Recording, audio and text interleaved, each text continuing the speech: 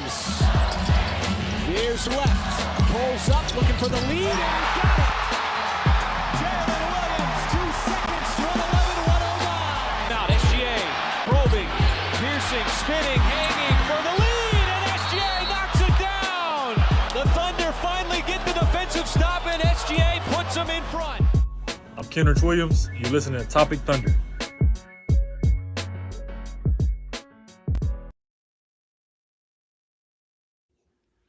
And welcome back, everybody, to another edition of the Top Thunder Podcast. I'm your host, Dylan Huntsinger at Thunder Chats, where you're part of the people network, and this podcast is brought to you by betonline.ag. Now that that's out of the way, I'm joined by my lovely cohort, co-host, compatriot, Matt Tierney. Matt at Double Dribbles. Tierney, how you doing, sir?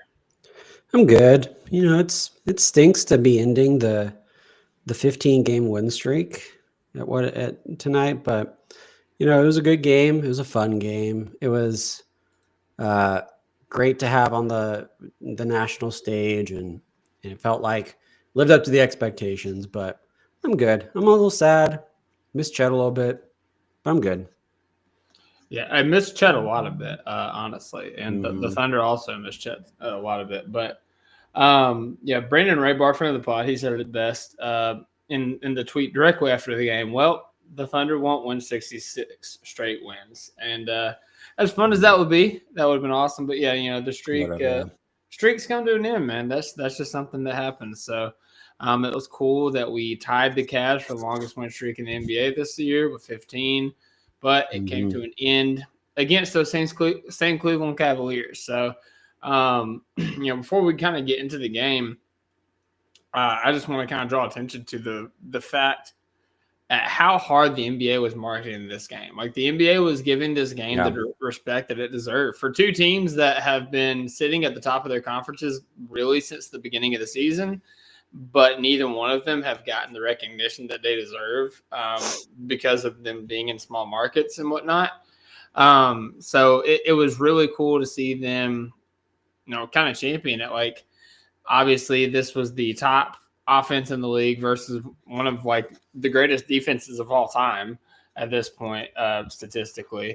And so it was like a true unstoppable force versus a movable object. It was the number one in the West, number one in the East. It was a team that was undefeated against the West against a team that was undefeated against the East, because what happens in Vegas stays in Vegas. So it was hyped up to be just like this gargantuan, like titanical matchup.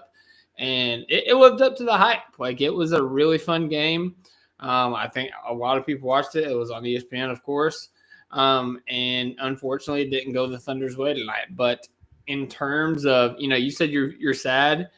I'm a little bit bummed, but like at this point, like you can't be mad at this loss. Like, I feel like going into this stretch of games versus the Knicks, the Celtics, and the Cavs, three of the top teams in the East, one team that just won the championship last year, one that's on top of the West, or one top of the East, and then the other that is just like a great team, like a contender in their own right in the Knicks. Like, going into that stretch of games, I was thinking we'd be lucky to win 2, and we won 2. So like, we was lucky. But yeah, 3 was always going to be a tall order, and it would have been fun to win against the top seed in the NBA at this point, the top team in terms of record. But hey, you know what? It's all good. We'll bounce back. We'll lick our wounds, and we'll get back at it against the Knicks. Yeah. Shout out to MNNGDSS. I don't even want to try to figure out what that stands for, but he's a Cavs fan. He says he loves the OKC team. They're absolutely legit. Appreciate the Cavs fans in the YouTube. Definitely appreciate that. And I'll say this as somebody who wasn't as high on the Cavs in the offseason. This Cavs team is absolutely legit. Very legit. Yeah. Like, I think they're averaging 6 players with double digits scoring, and they had 7 tonight. There's just such a well-balanced team offensively. That was the thing that coming into tonight, you know, you said it, the ESPNs of the world were hyping it up a lot. And I think that was the one thing that was really hyped up, was the historic defense of OKC going up against one of the best offense, but potentially one of the better offenses in the NBA, or in the historically one of the best offenses in the NBA with the Cleveland Cavaliers. They're so good when they're all healthy, which I think they are right now. Just the duo of the front court and how well they can distribute the ball, and just it's just such beautiful basketball that after the game I said it on my Twitter. Like I said on the podcast, I was sad, but I'm not mad about this game. This was a very two teams just really, really good, playing good offense and defense on both sides. And it really came down to just the Cavs had some better possessions down the stretch than we did. They're on, and it's also at home. You've got that advantage. I think this would be a phenomenal 7-game series in the NBA Finals. I would love this. I know we just had the Celtics, which also would be a great 7-game series in the Finals. We've been playing a lot of good East teams, like you said.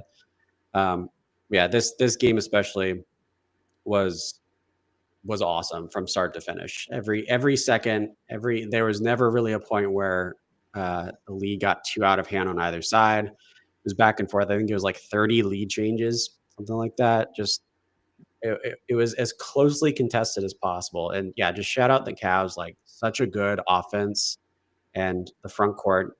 Evan Mobley especially is really good defensively as well. Yeah, just two really, really good teams that deserve as much praise as they're getting right now. Yeah, Rob Perez actually tweeted kind of just overarching thoughts on this. He said, basically this game had it all. He put check marks for all these things. He said elite shot making, elite defense, elite star power, elite effort, 30 lead changes, which they had 26 going into the fourth quarter, which is crazy. Yeah. Officials didn't become the main character. No useless reviews that killed game flow.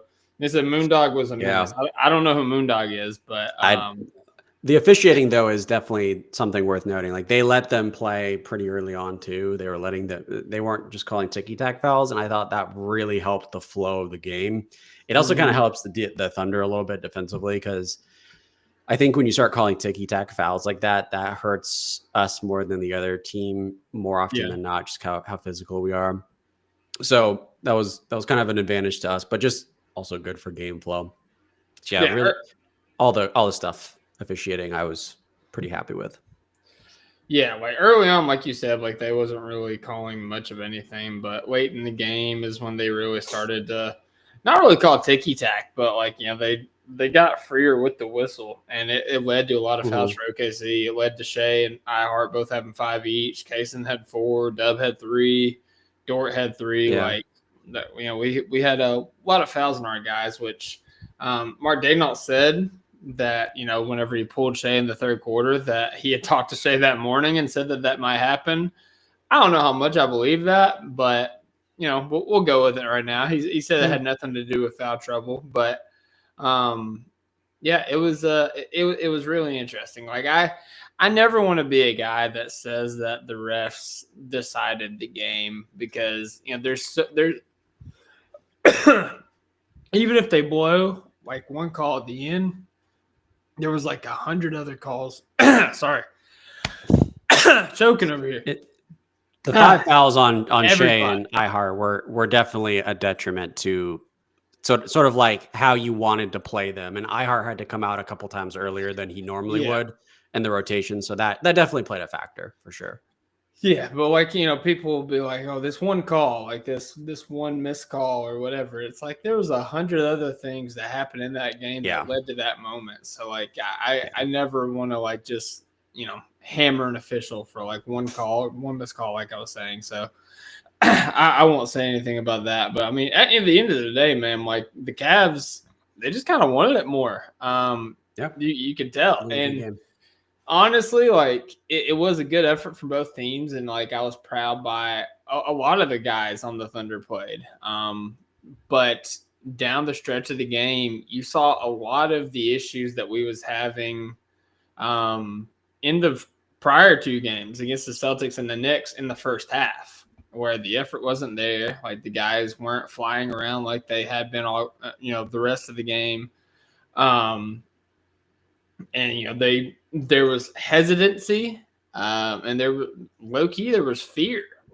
they feared getting into the lane against Evan Mobley and Jared Allen late in the game. Yeah. They feared that 2-3 zone. For whatever reason, we cannot figure out a 2-3 zone. They played that zone every time they made a basket. They played that zone pretty much, and we could not figure it out. And what's crazy is Darius Garland and Donovan Mitchell at the top of the zone. And I don't feel like they're not great defenders. Yeah, that's not like the perennial on-ball defenders you think about. So, the thing is with their zone is that it runs through it. It kind of is tough when you're trying to get something at the basket and you've got those two front court players and Evan Mobley and Jared Allen there.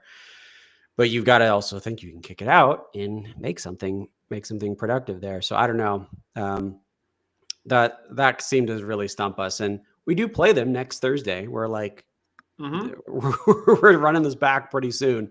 So I don't know what types of adjustments we're going to make offensively with that type of zone if they run it again. But I did want to mention, somebody said in the chat, and it reminded me that I did think about this earlier too. Jay Will, defensively, I don't know if that's something we can go with. What are your thoughts next Thursday, playing more Kenrich and less Jay Will? Because that's my initial thoughts on a potential second unit shift in the rotation. Yeah, I mean, I'm gonna be honest, man. Like I wasn't impressed by Jay Will tonight either. Like he definitely got put into a blender multiple times defensively. Yeah, but it wasn't good. I don't think the minutes with Kenrich was much better, man. I think that the Cavs just for us without Chet, and it's just kind of gonna be is what it is. Like I think that honestly, like ideally, if you were gonna like. I mean, it's hard because I guess you're talking about your backup big minutes, but ideally, like somebody like I'd like to see Jalen Williams step up, like Doug step up, because he was playing those like bigger minutes, whenever Chet and Ihart were both out, and he was doing admirably, and I like his physicality more than either of those guys. Because he has the size, he has the strength, and to back it up. So I would like to see that, but I mean, he played 36 minutes though. I'll be honest with you, man. Like, I don't think we need to change much of what we did tonight. Like, I think we had the formula to win the game. Like, offensively, we hung with the best offense in the league, which we're like number 8 in the league at this point. I think the thing that we need to do the most is just lock in defensively. Like, that we're a historically good defense. We did not look historically good defensively tonight. And I think that was the difference in the game. Yeah, their offense was better than our defense. That's for sure. Their ball movement, like I said earlier, was great. Alex is here. We're going to put him on, I think. Let me double check. There we go. Perfect. Hello. There we go. Hello, Alex. It didn't work. I was hoping we'd all be in a line right there, but never mind. We'll go back to the big screen. Alex, what were your first thoughts of this game? My first thoughts are that I think Cleveland imposed their will a little bit more than OKC did. Just by looking how the game went, it was more offensive centric than it was defensive centric. And so that played more into the hands of Cleveland.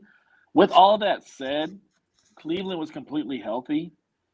If OKC comes into there with a healthy Chet and with Caruso, I wouldn't even say Caruso. Like I think, Caruso can still be hurt, but if we come in with Chet and we can go ahead and battle their two big lineup, I think this game turns out a lot differently. I still think it's a close game. I still think it's a great game, but I don't think the score ends up being 122 to 129. I think it ends up being more like in the 110s, and that kind of goes more towards our style of basketball than Cleveland style of basketball. So, it was a great game. I think the Thunder showed out. I think they did great on national TV. They didn't win. I get it. But I also think that Cleveland came in, they were playing at home, and they played like they were playing at home. They were playing loose. They were playing quick. I think when the flip gets script, the script Flip gets script. flipped. Yeah, I thought you did that on purpose. I was going to Flip gets script.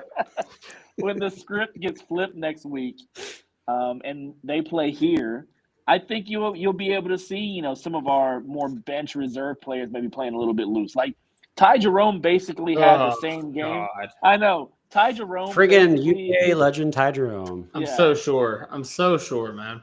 Yeah, I'm pretty sure Cone was like kicking himself and loving himself at the same time. I blame Cone for this loss. Yeah, exactly. But like Ty Jerome basically had the Aaron Wiggins game from a couple games ago. Like just the fourth quarter, reserve guy that comes in, gives you energy, gives you buckets, and it gives you the momentum you need to go from there. So I thought it was a great game. I don't think there's really anything the Thunder need to change. Other than starting to go on another 15-game win streak. It's the start of another one on Friday. That would be nice. Yeah. No, Alex, like right before you got on, I was like, I don't think there's much we need to change, like in terms of like our offensive game plan. Like offensively, I thought we were executing at a high level. I thought we was even early on, like when Shai was struggling, like, I think he started out the game 6 of 18, something like that, and at the halftime, which is not a good shooting night from Shai, but he was getting like it wasn't anything that Cleveland was doing to him that was frustrating him early on. Like, obviously the 2-3 zone continues to frustrate the Thunder, but he was getting to his spots, he was getting good looks, he was getting open looks, like he was creating separation. They just weren't going in, and some nights that happens, and it seems like that. It seems like it happens in some of the biggest games this season, but he's also showed up in a huge way in some of the biggest games, including the Celtics game and the game prior to that. So it's just you kind of got to take the good with the bad. I do think the counter argument to Shai, because I noted that too, Shai wasn't hitting as much shots, but you also can't expect Donovan Mitchell to hit 11, I think is what it was tonight. Like very, very low. Like you don't expect that type of performance. Now, to the Thunder credit, defensively, I thought they were pretty good on him. I thought they were contesting those shots that he was not making early on. So it's not that he was just cold, but you also expect someone as an all-star, potential all-NBA caliber as Donovan Mitchell to be able to still step up and hit at least 15 or 20. So there's two sides of that coin, for sure. But yeah, Shai is going to have better nights than this. And especially at home, you imagine he's going to do a little bit better when we play them next Thursday. And I also think, I also think iHeart and SGA having foul trouble early in the second half. Yeah, iHeart coming out early. Just kind of muted their defensive intensity. They still were able to hang with Cleveland, but I do think that Cleveland went into the second half, especially with those two out, and it kind of had a little bit more momentum and a little bit more comfort level in their ability to be aggressive offensively, with those two having foul trouble. Yeah. Yeah, and I mean, hey, robbed us of the iHeart triple-double. Like, this was as closest yet, man. We need 2 more assists. He had that backdoor pass to Shai, dude. That was some solid passing by iHeart. We knew he could do it. I think he's one of the better distributing big men in the league, to be honest. He's very, very good. Like I call him Baby Jokic. Yeah, he is. German Jokic. Dylan froze. Jokic. Oh no, Dylan, not again. It's your whack. I was like, Dylan surely wouldn't just stonewall me on that type of joke that I made. I think he's back. Dylan, are you back?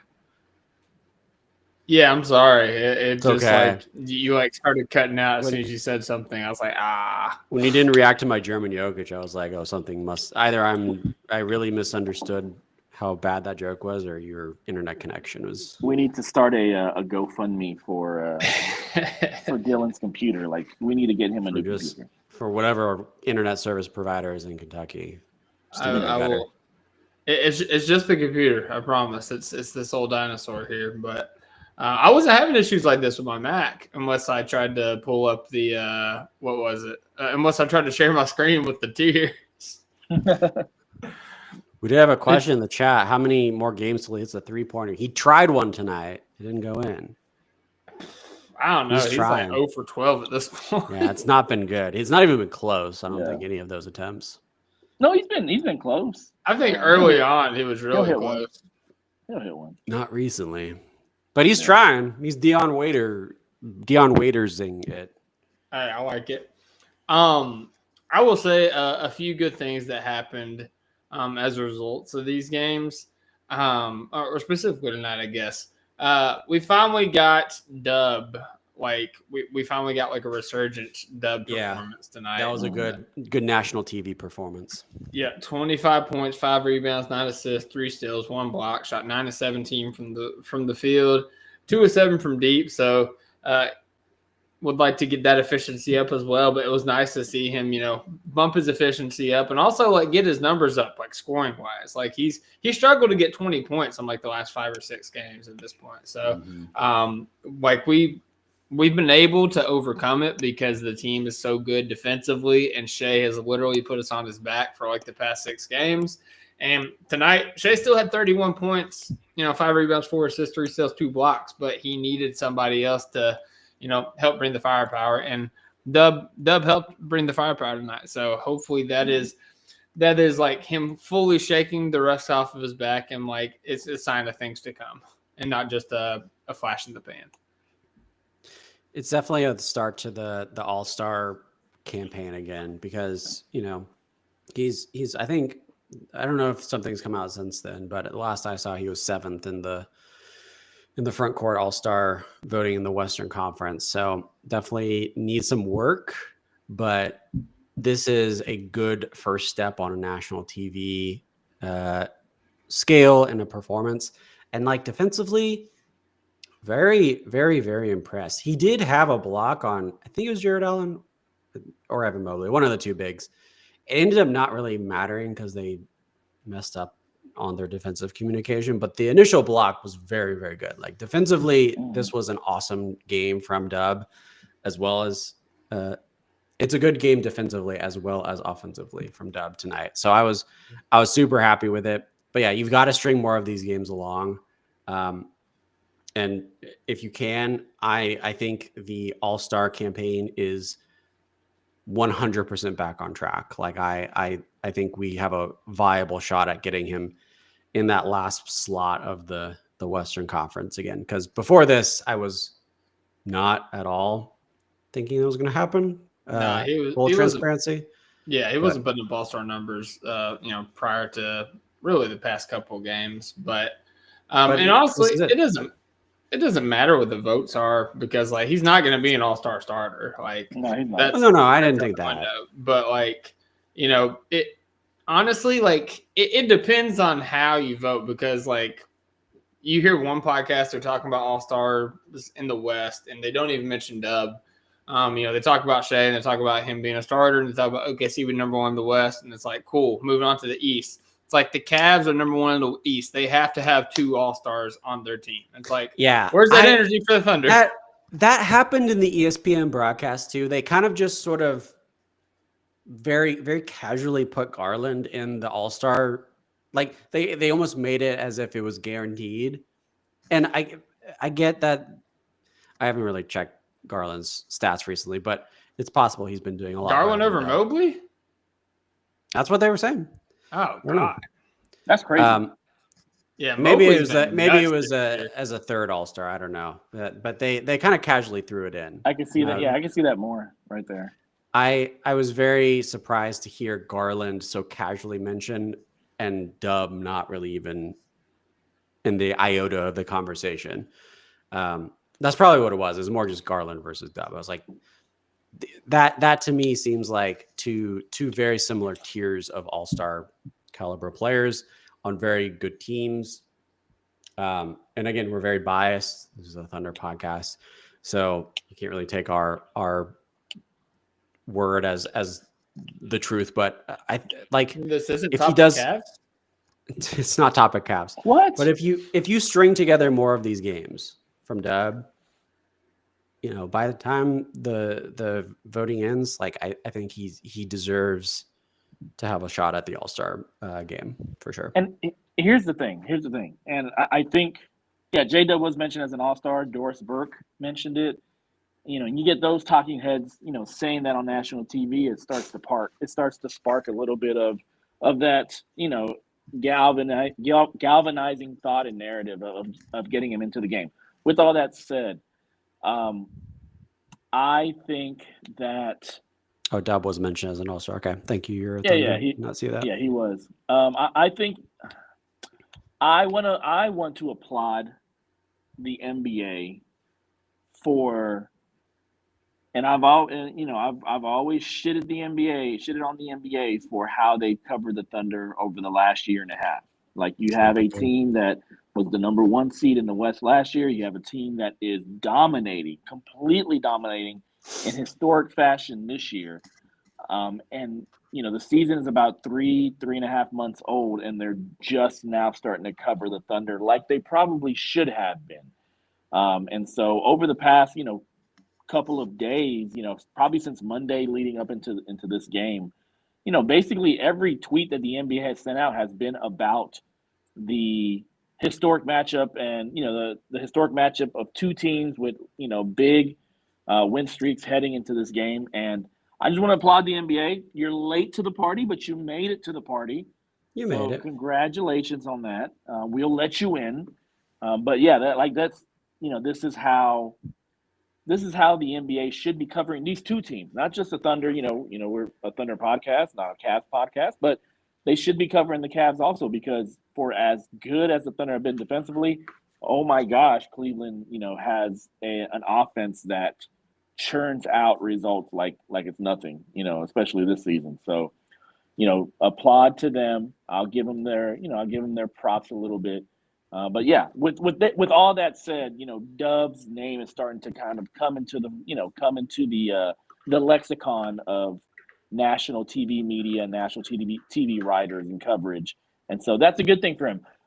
Secondly to that, Mark Daigneault should be the coach of the All-Star team. And so with that said, and this always happens every year, if there is a necessity for an injury replacement, I believe the head coach of the team is the one that do they decide that? Okay. Yeah, they decide that. And so I do believe Dub has a great chance to get in, whether it is with the coaches or whether it is as an injury replacement through Mark. So interesting. Yeah, that is hype. Somebody that's not going to be an all-star, but I just got to give a shout out because I feel like he's very important to this team, and he's had a great stretch of games. And it's not even the guy you think it is. It's not the guy that say basketball. I'm sure we'll talk about him in a second as well. But Cason Wallace these past 2 games has been phenomenal. Boards, baby. Against the Boston Celtics. So let me pull up his stats. Against the Boston Celtics, he had 13 points, 3 rebounds, 2 assists, 2 steals. Shot 6 of 13 from the field. Only shot 1 of 5 from deep, but made the 3. And that, I feel like that opened up the floodgates, because tonight he shot 6 of 8 from the field against the Cavs, hit all 3 of his 3-point attempts, was huge from the corner, 15 points, 2 rebounds, 3 assists. Didn't have steals or blocks because he had 4 fouls, wasn't able to be as disruptive on the defensive end, but offensively provided us with a lift, as like a release valve, because Dort didn't have it tonight. He made like 1 3, I think. So having Cason out there able to knock down shots was huge for us. And, we all saw Cason last year. He shot like 45% from the 3-point line. He was huge. As a rookie, he was like a true 3-and-D guy. We've tried to complicate his role a little bit more. He's sometimes in the starting lineup. Sometimes he's coming off the bench. Sometimes he's playing more minutes than he doesn't. Sometimes he's expected to have the ball in his hands more. Sometimes he doesn't touch the ball at all for like super long minute stretches. So like we've asked him to play a very weird role this year, and he's had a struggle finding rhythm of that. But it feels like he's finally starting to get rhythm, because it feels like they're finally willing to just let him be the starter. Like, I think he started the last 3 or 4 games, and I think that comfortably everybody feels better with Cason as starter. And not just because Cason as the starter, but also Joe and Wiggins seem to play better off the bench as well. So I think that's the role that is more comfortable for all parties involved. And, with Cason being a starter and Wiggins and Joe off the bench, they're all starting to catch rhythm in their roles. And I think that's why they are all, starting to knock down their shots. They're all starting to make an impact offensively, which we didn't see as much early on in the year because there was so much uncertainty on what they were going to do on a night-to-night basis. Yeah, they were kind of rotating the Wiggins, the Joes, the Wallaces, and yeah, they definitely kind of settled in. I honestly, this doesn't show up in the stat sheet. I kind of blurred it out and then looked at those stat sheet. I was like, oh, he didn't really actually get that many rebounds, but he does the impact he's making, just tipping the ball away on some of those early rebounds in at least the first half. I'm pretty sure in the second half too. That stuff doesn't. That's what stuck out to me. I was very impressed by his ability to just get inside and kind of jostle around with the two bigs or whatever lineup Cavs were throwing out there at the time. So that to me is just as impressive as the fact that he was shooting much better tonight, and offensively making a bigger impact. Someone in the chat saying they need to start Wiggins. I think Wiggins has his place in certain lineups and certain only teams. on his birthday. Only on his birthday, and also in certain lineups. But I do kind of like the Cason Wallace starting lineup right now, unless we get Cam Johnson in a trade, which is possible. In which case, Cam is my number 4 starter on that team. But until then, I think Cason Wallace, as far he seems like he's like you said, Dylan, he's in rhythm, shooting wise. So I'm pretty comfortable with that. Yeah, and I mean, hey, since Wiggins turned 26, man, he's been on a tear as well, and that goes with him coming off the bench and finding comfort in his role. Since he's turned 26, what was that? That was it the Clippers game? 2 games ago. So he had 9 points against the Clippers, but since then he's been in double figures. He had 19 points against the Knicks. Obviously, just the Herculean saving basketball in the fourth quarter with the 15 against the Celtics. Ty Jerome-like effort. Yes, as we all say, a Ty Jerome effort. Aaron Wiggins wished that he could be Ty Jerome. But yeah, 15 points against the Celtics, also just knocking down some huge shots, hitting 3 threes. And then tonight, a little step down on the scoring, but still very effective with 11 points, 5 of 7 from the field, 1 of 2 from the 3-point line. His first bucket was one of the most impressive of the game. He drove right at Evan Mobley, went up with his right hand, and then switched to his left. Just absolutely nice. The Michael Jordan, the Air Jordan. He's like the anti-Samson. He cut his hair, and now he's awesome. Yeah. The anti-Samson, I love it. Yeah, no, dude saving basketball. Those 3 guys, of our role players, if they are able to shoot the ball well and defend well in their spots, if they're able to give us good minutes, it helps us out tremendously. Oh, most definitely. Most definitely. Again, tonight, Cleveland's role players and reserves were a lot more comfortable. They were playing in rhythm. They were playing at home. The saying in the NBA is the bench doesn't travel. And we've had games where the bench hasn't traveled for us. Tonight, I think they did a good job of being pretty consistent. They weren't necessarily taking the game over say Wiggins did against the Knicks. But they were pretty consistent throughout as far as a unit. And so this is what you want. You want your stars doing what the stars do, and then you want, your bench and your rotation players kind of, being as consistent as possible. It would have been great to have a 15-point Dort game tonight. That would have really helped out. But, you had Cason step up and he took over that load. So Baisley would have helped tonight. There's someone in the chat that said Baisley would have helped tonight, and his name in the chat is DB. Hey, Darius Baisley. Is Darius Baisley in our chat right now? Welcome to the podcast. And welcome, dude. Rylan Styles have is you. punching air right now. We're happy to have DB in the chat. DB might be Rylan Styles because he asked me how Lawton was, and the only Rylan used to live in Lawton, so it may be DB. Yeah, maybe it says Roby. Oh, maybe, yeah. I think it's Rylan. Hey, what's up, Rylan? How you doing? Hi, Rylan. Yeah. Hey, real quick, guys, I want you to, if you have the stat sheet open, close the stat sheet. I want to ask you a trivia question for tonight. All right, it's closed. Okay, go ahead. It's closed. All right. So, do you guys know who our leading rebounder was tonight? Hartenstein. I'm going to say At 11, Shai. I'm pretty sure. Oh, man. How can you That's play such a game cliffhanger, against dude. Why do you – what freaking internet disconnects right there? What right, is this? I'm back. Is this the end of the season? Like, Hartenstein had 11. Dylan. No. Oh, my You're back. gosh. You're back. And he's not. And he's gone. I'm gonna Wow, have to cheat because we need to keep the podcast moving. Do I do it? Do I look at the stats? Look at Dylan's face. Can Do I someone look please at the take a stats? screenshot? Do I do this? I'm gonna look. Somebody says J-Dub. Somebody says J-Dub. Oh, I was right. It was hard. Or no, wait. It was Hartenstein. 11. I don't think that was his trivia question. That seems too obvious. That does. Who was second? He's probably gonna follow it up with like offensive. I don't even know. Wait, I think he. Wow. Okay, here we go. Hold on. We have to get rid of this Dylan. I know. I took a screenshot. And then we have to add this Dylan.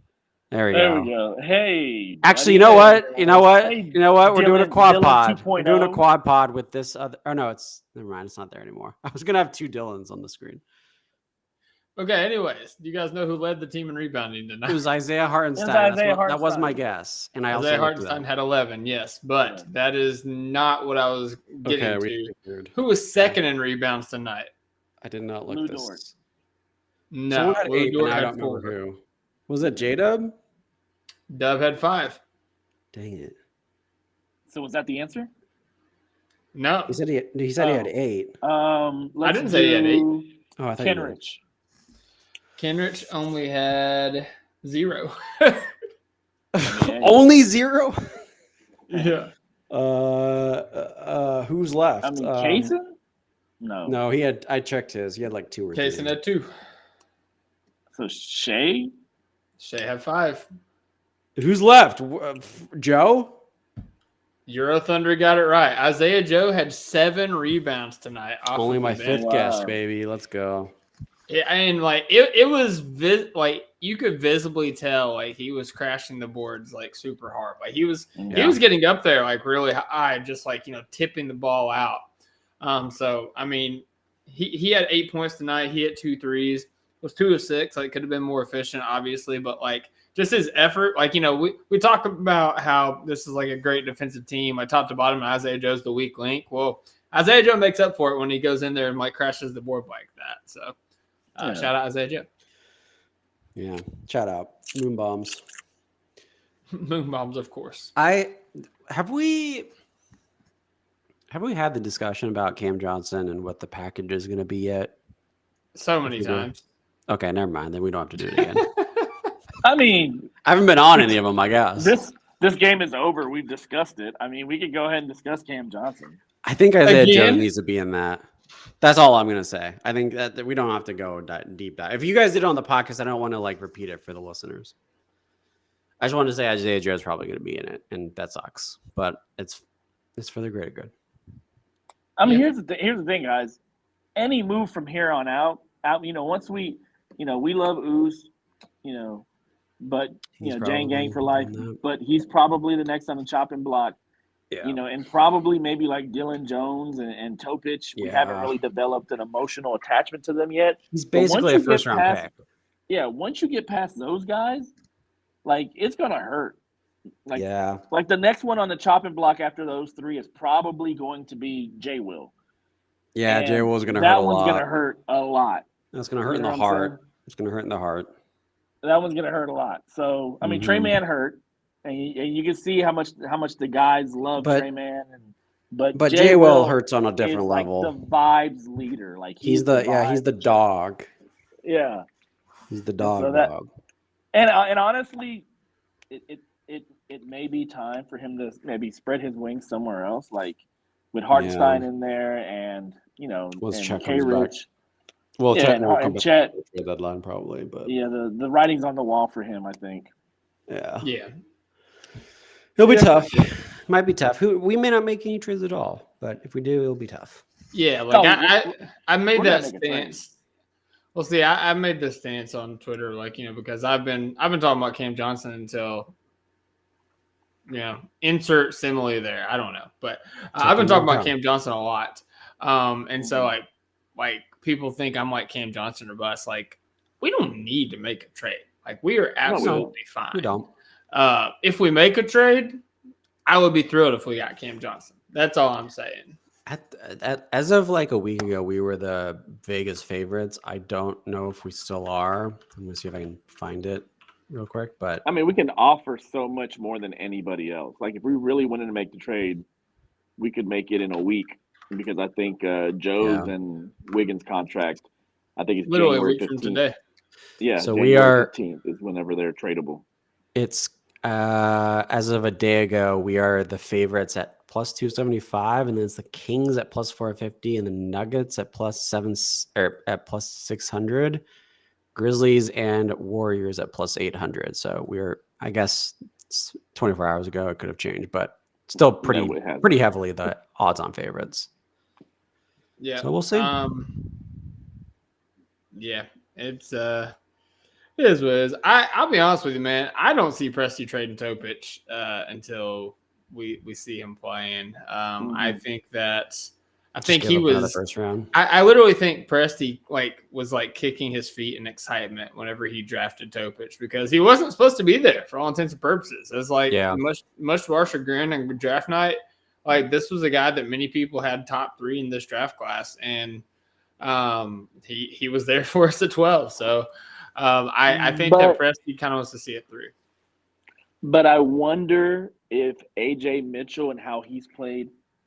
Yeah, I've thought about that, but I don't know if it will. Equation. He's not that. Listen, he's not AJ Mitchell's been great. I love AJ Mitchell. He's not what Topic could be. If you put Topic in AJ Mitchell's role, theoretically, that's part of Topic's thing, is he can get to the rim. That was one of his strengths, on top of the passing, which AJ Mitchell's been a fine passer. Nikola Topic is supposed to be head and shoulders on passing. And he's bigger and he's younger. It's AJ Mitchell's done great in proxy, but he's like Jay Will was whenever Chet was hurt. He's just there as a placeholder until Topic gets there. That's going to be his role, I fully believe. Here's an interesting thought, because I think the ongoing thought is that it's 2 first-round picks for Cam, as well as some other things. But if the Nets come and they're like, hey, you need to give us a first-round pick and Topic, because he's basically a first-round pick. And we're like, no. And then they're like, okay, well, then give us a first-round pick and AJ. Do you do that over Topic? Because you kind of know what AJ is. You don't know what Topic is yet. You kind of have an idea.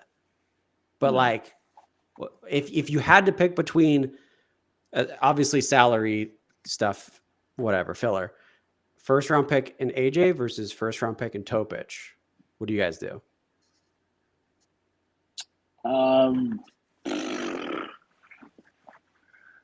I would say probably. I think the obvious is neither, because first round pick is AJ. Yeah. Yeah, I mean, I'd do first round pick in AJ too, but I don't think that the Nets are gonna want AJ Mitchell exactly. Yeah, I don't think he has much trade value. Value wise, he's probably not the same as Topic. I didn't really think that part through. I mean, he doesn't have any trade value right now. You can't trade a 2-way player. And if we sign him, we're not going to be able to trade him. Yeah, it's your role players always have your role players hold more value to you than they do to other teams. They're always going to be more valuable to your own team. So I forgot we hadn't signed him yet either, so that does factor in. Yeah, and hey, we said goodbye to Cone's twin, Brendan Carlson. We waived him, so we do have an open roster spot. So AJ is coming up. Shout out AJ. Yeah. So it's 50 games, right? The two-way thing is 50 games, and then after that, We have you have to sign them. we have like 12 games left. So, yeah. Do you happen to know when the 50th game is? It's like 11 or 12, right? Because we're 30. Right before the trade deadline. Oh, good timing. But he's been sitting out though. Well, he's missed 2 games. That's true. Oh, it's 50 games Yeah, that that's he's true. played, I guess. Maybe, yeah. Okay, so well then that, yeah. It might be after. He was one of the players that had played every game until he got hurt. So Yeah. He's been out 2 games now? 3 games? 2 games. 2. Yeah, he missed the Celtics game, and then of course tonight. Today, yeah. Because he got hurt in the Knicks game. So yeah. Yeah. AJ is the next J-Dub minus the size, said Euro Thunder. That's bold claim. Listen, man, teams love their role players. That's all I'll say. I think AJ Mitchell has been great in his role. I struggle to see much higher ceiling than what we've seen out of AJ Mitchell. Yeah. He's not Tony Parker. what That's he what is. everybody on the internet is telling me. He's Tony Parker. We know what AJ is at this point. Pull up year 1 Tony Parker highlights. Let's be real. I mean, hey, like I said, I've enjoyed AJ Mitchell. I think he's been great in his role. And I think he can continue to be great in his role. I don't think he has the playmaking that Tony Parker had at his age. No. He gets to the rim. He's definitely stocky. He can throw his weight around, and he's fearless. I'll give him that. And he's defended a lot better than I thought he would at this level. But yeah, I think we could cast aside those Tony Parker comparisons personally. Hey, give me the 4-year, $8 million unsigned rookie contract. I mean, second round pick contract. Give me that, and just we have multi-year. Him locked up. Even multi-year, I'm cool with. We have him locked up. Yeah, I'm good with that. Yeah. So I had one other thing that I wanted to share from tonight. Share it. I think someone mentioned in the chat. I just didn't want to interrupt. This is from Jimmy Watkins, who I think is part of the Cavs media. Oh, yeah. Who asked about, I guess, you might have seen it already, but maybe our other listeners will not. Asked Shai, I guess just asked if market size still matters to the Stars. I don't know what his actual question was, but Shai's response was basically, I mean, I'm not going to say the whole thing, but just say the whole thing. Just say the whole thing. Okay, fine. All right. I'll say the whole thing. He said, I love Oklahoma City. I can't see a world where I'm not in Oklahoma City. Market, no market. I don't care. I love where I am. I go to work every day with a smile on my face. The money doesn't matter to a certain extent as long as I enjoy what I'm doing at a very high level. Love the people that I'm around doing it. Market doesn't matter to me. That's my superstar right there. You heard it first. Shai's taking a pay cut to keep the team together. 5 years, $18 million. Shake yourself. No, baby. But that's cool to see. That's exactly who you want in Oklahoma City. A superstar, MVP, caliber player who doesn't care if he has to be in Miami, Los Angeles, wherever the big markets are. So very cool. Love to see that from Shai. Yeah, Shai's doing very well. Our love grows. Every day. Yeah, I mean he's the bars on IG.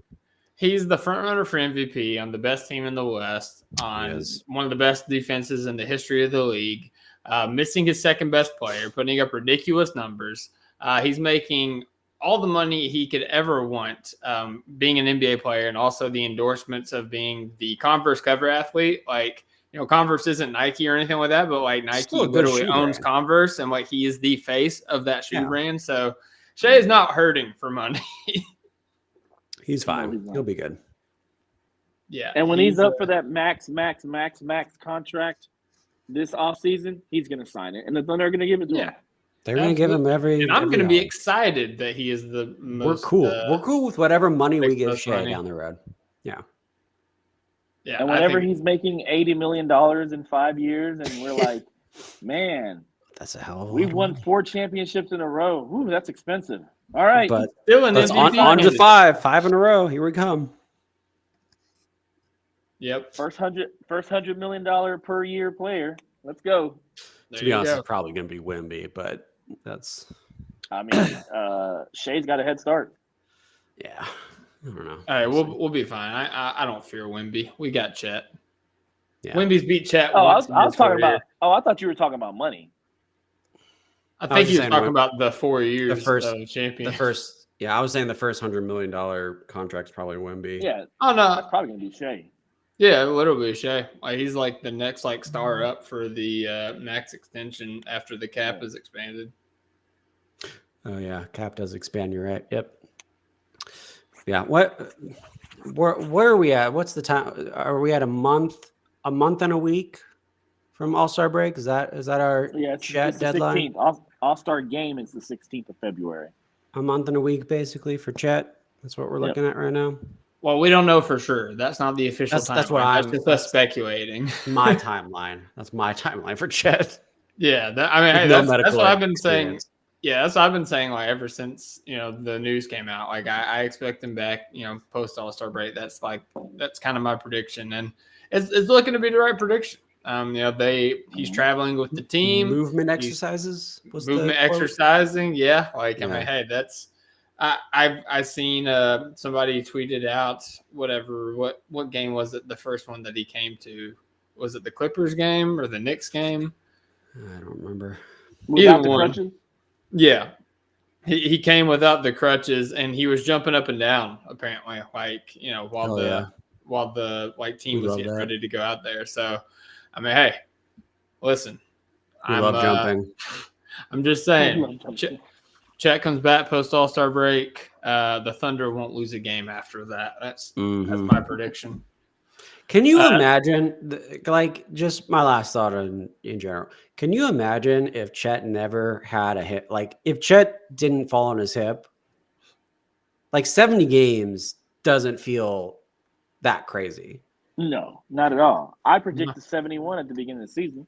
That's so crazy. That is a crazy idea to even imagine that we'd be in this place by now. Yeah. 70 wins. It's how hypothetical, but I just wanted to get that out there. It's so crazy. Nah, yeah, it would have been great. Now we've lost 2 games since iHeart's been the sender, but I mean, we've beat some of the league's best. It sucks that the Cavs game was so prominent and we haven't podcasted since then, because that Celtics game was huge. That Celtics game was realistically the best win we've had in 5 years. 27 points in the second half of the Boston Celtics is so crazy. And with that, Alex is leaving. Goodbye, Alex. Goodbye. 27 points. By the way, the Boston Celtics have not scored under triple digits this season, except for that game. They only did it twice or 3 times last season. So the defense that we put up in that game is unprecedented for this team. Yeah. No, it was nuts. And Shai was on that game. His shots were falling. He was getting to his spots. He was getting good looks, just like he was tonight. The difference was they were falling.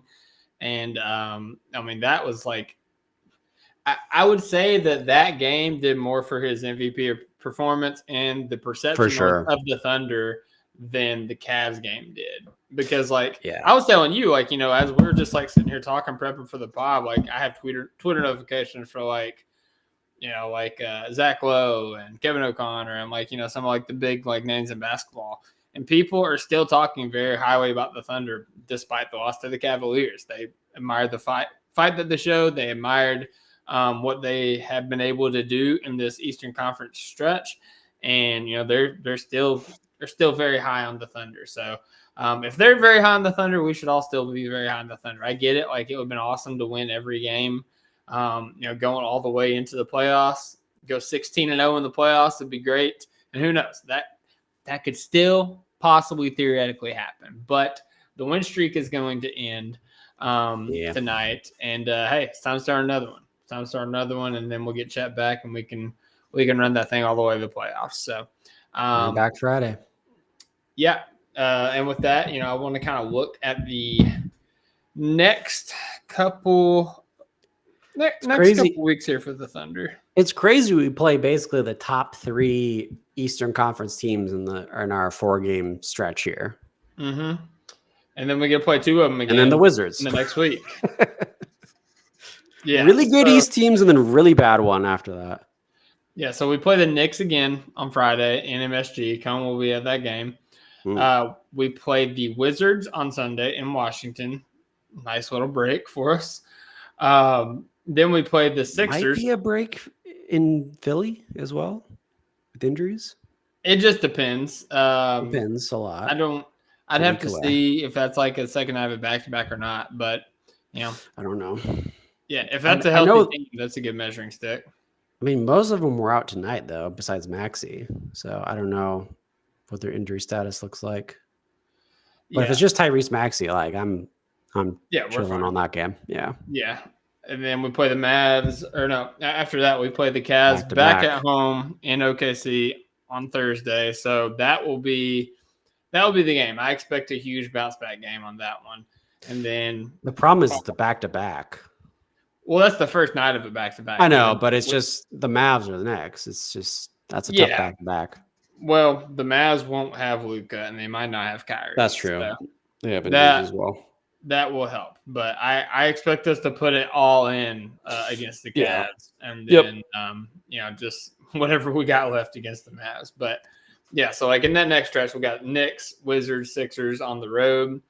Cavs at home, Mavs on the road. So we play 5 out of our next 6 games on the road. Tierney, what is your prediction for those 6 games? I honestly think much like we, the Cavs beat us on their home turf and we're expecting to win on our home turf. I think the same is true for the Knicks. I think we're probably going to have a really hard time winning against the Knicks in Madison Square Garden. I think I'm going to actually pencil that one as a loss, but I think we sweep the next 3. Obviously, the Wizards are easy.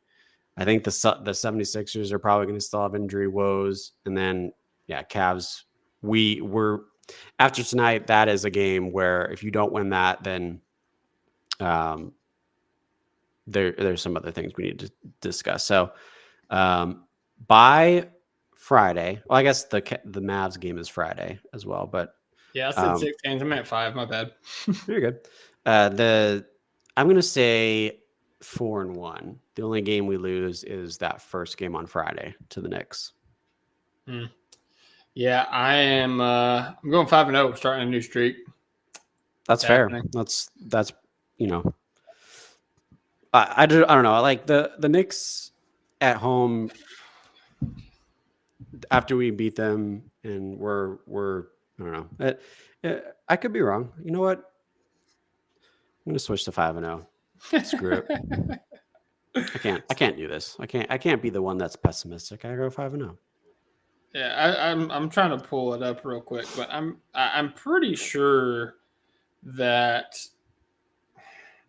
I want to say this year for sure. I'm pretty sure we're undefeated coming off of a loss. Last year, I think the problem is we don't lose that much, so it's very likely. Okay, so we lost back-to-back against not actually back-to-back, but corresponding games. Yeah, Mavericks and Spurs earlier in the year. That's the only. I remember. Yeah, that was a tough time. That was when we didn't have a center though, so I think we could put an asterisk. Yeah, on that. Yeah, that was a tough time in the Thunder Nation. And I'm trying to see how many times that happened. Don't bother about streaks yet. You need 7 back. You're a Thunder. Listen, we just had a 15-game win streak without 7. We can do it again. Yeah, so Nathan we thinks we're lost going streaking. Yeah. Hey, we can go streaking again. Yeah, we lost a few back-to-back L's last year, so my point is moot. But this year, we have not, unless we don't have a center. And as far as I know, Isaiah Hartenstein's walking through that. Knock on wood. Proof of wood. Mike's on the wood. Proof of wood. You literally have a wooden spoon on your mic. You could have knocked on that. That's a great point. That's a great point, Dylan. I don't know why I didn't do that. You make a really good point. That's amazing. All right, but that's all I gotta say about this game. Like I said, it sucks that we lost, but I think we learned a lot about this Thunder team in this Eastern Conference, kind of gauntlet that we've had, and we've learned good things is what I've learned. So I think we bounce back in a huge way when we play the Cavs again next week. And Chet, 7 is loading, man. 7's loading. We'll get 7 out there. We'll get Caruso out there. We'll get AJ out there. We may or may not trade for Cam Johnson. We'll see. But either way, this team is doing big things, and they're going to continue doing big things. And we're also doing big things. On March 21st, we will be seeing this Thunder team against the Charlotte Hornets in our Top of Thunder fan event. Tickets are still live at our Twitter at KC Topic Thunder. Definitely want to tap in, get your tickets. Don't want to miss out because the game is going to be fun. LaMelo Ball is back to his scoring ways. I don't know if you saw last night at 32. His brother put out the banger of the year already. Shout out to LiAngelo Ball. So that's unrelated. Banger? Just wanted to put it out there. Yeah, did you see? Okay. Have you heard No, that I song didn't. yet? I'll have to check it out. Right. It is an earworm in the strongest sense of earworm. Okay, so. Great. But yeah, after the game, we will be going onto the court, take photos on the Thunder's basketball court. We'll be shooting a half-court shot. If you make the half-court shot, you get a basketball signed by the entire Thunder team. We're going to have a meetup before the game. We're going to play basketball with you guys on Saturday in an event. We're still working that out, but we will have the details soon. Yeah, it's going to be awesome. Y'all don't want to miss out. Get your tickets now. If we are out of tickets because we are close, we are working on replenishing that, and we will let you know when the link is refreshed. There's only a couple sections left, so yeah, I mean, hey, get on that. Get in, man. We can't get in. We don't guarantee if we get any more, so you only have you only have a few seats left as of right now. And we have confirmed it is a discounted ticket. It is discounted. I thought it wasn't, and I was going to be really mad, but we figured it out. My math was really bad. It's at least $50 less than it's much resale less value. So yeah, you honestly because over the Christmas break I was looking at trying to find tickets the whole time because my siblings were in town. We were trying to go to Thunder games. You cannot. The only ones left right now are the club seats. You cannot find prices this low this early for those types of seats. So like if you want those seats, they're very good price. Very, very good. Yep. And we will have 3 ticket level options. Well, Below Arena, Up Arena, and as Tierney mentioned, we have the club level seats as well. So yeah, they're really don't good. want to miss out. It's going to be a great time. And you don't want to miss out on Friday where we will be back after the Knicks game, maybe even talk to Cone, our boots on the ground, as it were, to see what happened in the Thunder game and the experience in watching the Thunder play in a hostile environment. So until then, I hope everybody has a great night. God bless. Hooping you can.